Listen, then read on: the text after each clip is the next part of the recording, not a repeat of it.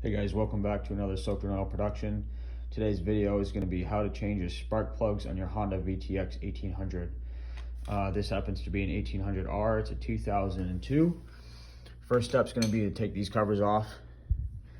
You're going to need a number 5 Allen.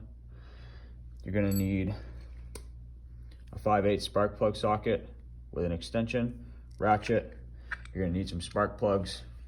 Today we're using the NGK Iridium plugs. We're replacing it with the same ones that were in the bike. These are the IFR 5L11 Iridium spark plugs. This is one I've already changed from here. But all you have to do is take these covers off with that Allen key.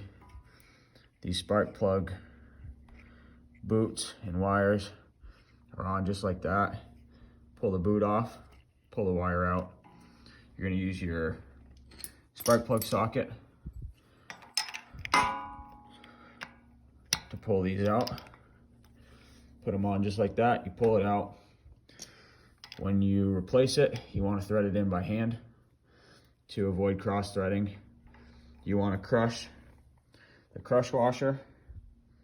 That's all you need to do. Don't over tighten it, or you could strip out your motor, your head. So just crush the washer. You'll feel it crush if you've done this before. If you haven't, you just feel a little resistance and then it stops. And as soon as it stops, you stop. And replace the spark plug boot. Make sure you're in this little groove up here. Put your cover back on, 2 bolts. Move on to the next one. You have 4 on this machine and you are done. So that's your DIY spark plug replacement. Like, comment, subscribe. There's going to be a lot more DIY videos on this bike. We're going to be doing some brakes, front and rear, some oil change, main engine oil. We're going to do the final drive oil and a lot more. So like, comment, subscribe. Let me know what you think. Thanks for watching.